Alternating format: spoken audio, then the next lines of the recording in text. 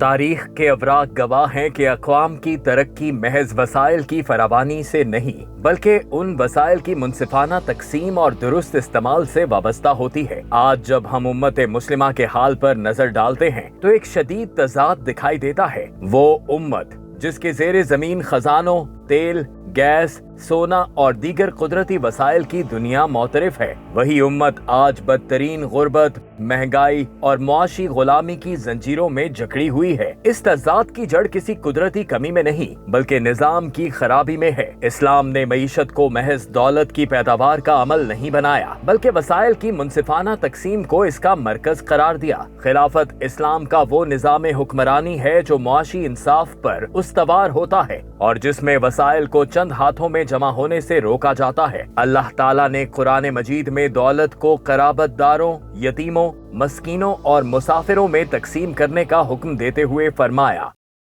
تاکہ وہ دولت تمہارے مالداروں کے درمیان ہی گردش نہ کرتی رہے۔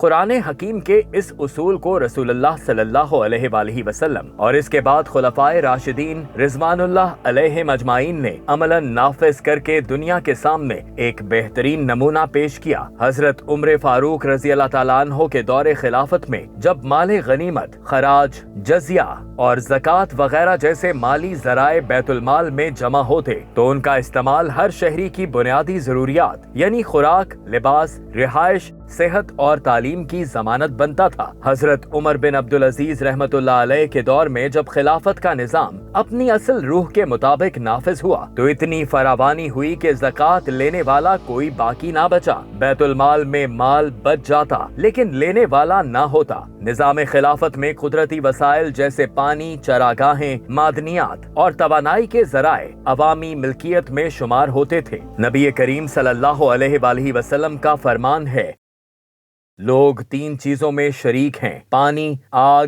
اور چراگاہ۔